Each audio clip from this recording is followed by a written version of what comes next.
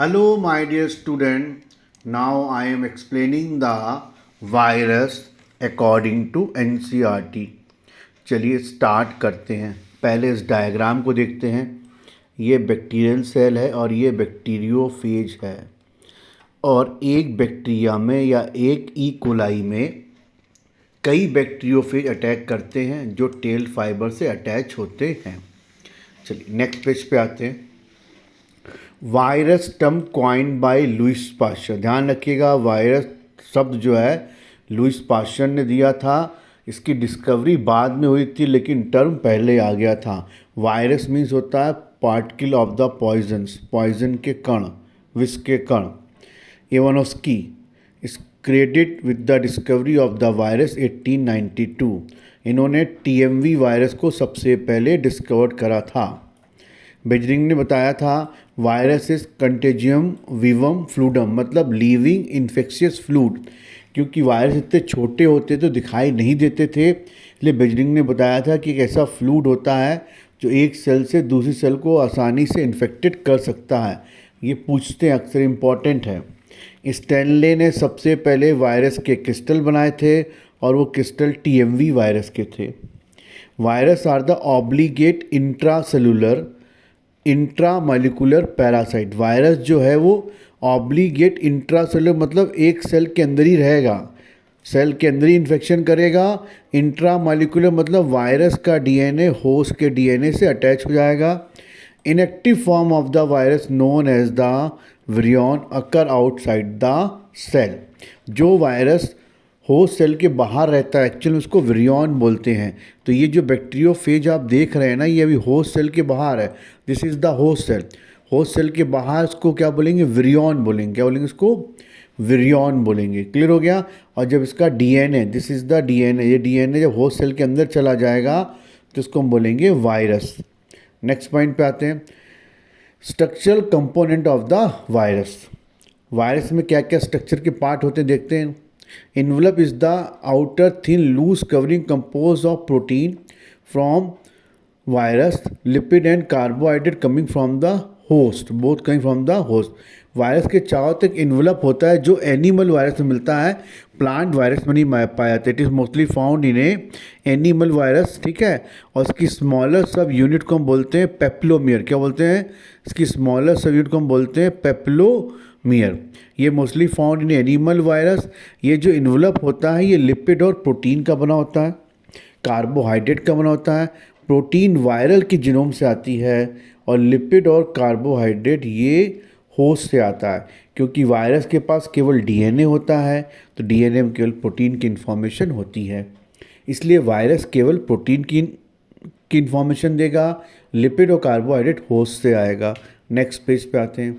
अब ये डायग्राम देखिए, इसमें लिखा है ना glycoprotein. This is the envelope of the virus which made up of the lipid protein. Lipid के हेड दिख रहा है, लिपिड प्रोटीन एंड कार्बोहाइड्रेट। ये इन्वेलप केवल एनिमल वायरस में ही मिलेगा। दिस इज द कैप्सिड, है ना, ये कैप्सिड हो गया। कैप्सिड हेक्सागोनल अलग अलग तरह के होते हैं। कैप्सिड की यूनिट को हम कैप्सोमियर बोलते हैं। अंदर ये जीनोम हो गया। ये जीनोम या तो डीएनए होगा या आरएनए होगा, है ना। Capsid is the outer protein code made up of subunit called the capsomere.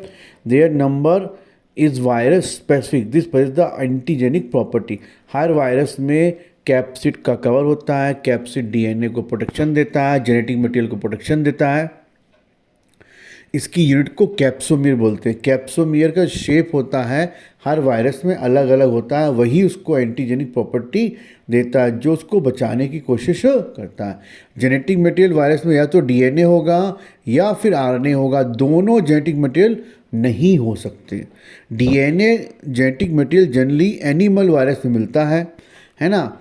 Accept, ये एक्सेप्शन इंपॉर्टेंट है, polio, measles, mumps, rabies, influenza, AIDS, hepatitis A B C D, chickenpox and RNA are the RNA virus. ये सारे virus क्या हैं? RNA containing virus हैं। COVID भी RNA containing virus है, लेकिन ज़्यादातर एनिमल वायरस में क्या मिलता है? डीएनए मिलता है। कोलियोफेज 5:174 एक सिंगल स्ट्रैंड एनिमल वायरस है। आरएनए ज़्यादातर प्लांट वायरस में मिलता है ना। और इसके लिए डिजीज़ होती है कॉलीफ्लावर मोज़ेक वायरस और and dahlia mosaic virus disease cause करता है। ये TMV वायरस का डायग्राम है। Tobacco mosaic virus first discovered by Ivanovsky. ये रॉड शेप्ड है, इसकी लंबाई 3000 लॉन्ग एंगस्ट्रॉम है, 180 इसका क्या है डायमीटर है। ये जो लगे हैं येलो येलो कलर की कैप्सोमियर है। क्या है कैप्सोमियर? इसके कैप्सोमियर देख रहे हैं लंबे लंबे, ये इलोंगेटेड है, अंगूर की गुच्छे से दिख रहे हैं। इन सबको मिला के हम क्या बोलते हैं? कैप्सिड बोलते हैं। RNA सिंगल स्ट्रैंड है। प्लांट वायरस में ज़्यादातर RNA होता है। इसमें 6400 न्यूक्लियोटाइड्स हैं। रेशियो न्यूक्लियोटाइड और कैप्सोमियर का 3:1 है एंड न्यूक्लियोटाइड ज़्यादा है और ये कैप्सोमियर कम है। नेक्स्ट पेज पर आते हैं। ये बैक्टीरियोफेज डायग्राम है, structure of bacteriophage virus.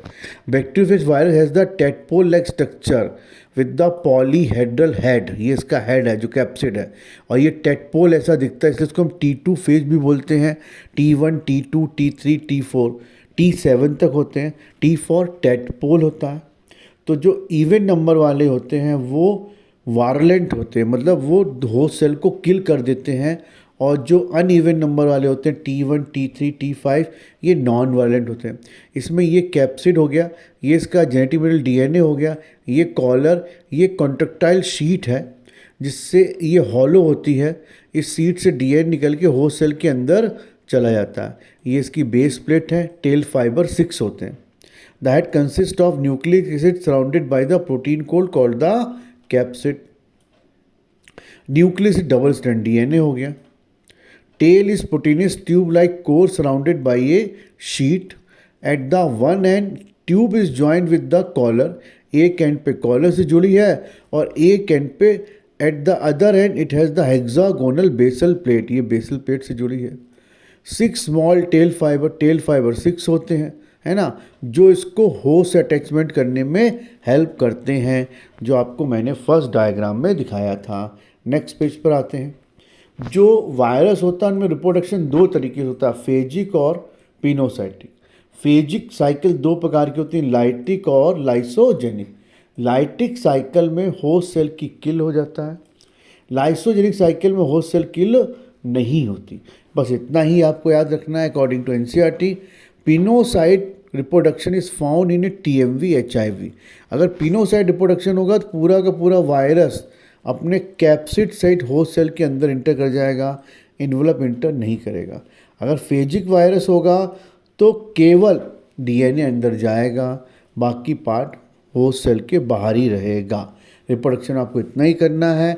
Virus के बाद अपन आते हैं विरियोट्स पर। विरियोट्स सब वायरल एजेंट्स होते हैं। They are smallest self replicating particle which were discovered by Diener 1971. Virions are infectious RNA particle which are devoid of the protein code. ये केवल RNA के पार्टिकल हैं जिनमें प्रोटीन कोड यानी कैप्सिड नहीं होता। ऑब्लिगेट पैरासाइट हैं, इनका मॉलिक्यूलर वेट विरियोट्स का बहुत कम होता है, केवल RNA है। RNA is tightly folded to form में सर्कुलर और लीनियर स्ट्रक्चर। सिंगल स्ट्रैंड होता है ज़्यादातर RNA और ये बहुत ही इन्फेक्टेड होता है, केवल प्लांट डिजीज प्लांट सेल को इन्फेक्ट करता है। Viroids are known cause the disease in plants only. Disease का नाम है potato spindle tuber disease. Viroids के लिए केवल आपको इतना ही पढ़ना है। PSTD डिजीज कॉज करता है, इन्फेक्टेड RNA पार्टिकल है, लो मॉलिक्यूलर वेट है। नेक्स्ट आते हैं प्रियॉन्स। प्रियॉन्स को हम क्या बोलते हैं? Discovered by Alper Prusiner. Slow virus इनका कॉमन नेम है। infected the central nervous system of the mammals. Only proteinous infected particle, केवल प्रोटीन के बने होते हैं। प्रोटीन ही इन्फेक्टेड पार्टिकल है जो सर्टेन डिजीज कॉज करता है, जैसे कि kuru disease, mad cow disease, scrapie disease in a sheep and replicate inside the host cell. But how it is replicate ये अभी तक मालूम नहीं पड़ा है। तो ये प्रियॉन्स का हो गया। इस तरह अपनी NCERT कंप्लीट हो गई। फीडबैक दें, लाइक करें और सब्सक्राइब करें। Okay bye.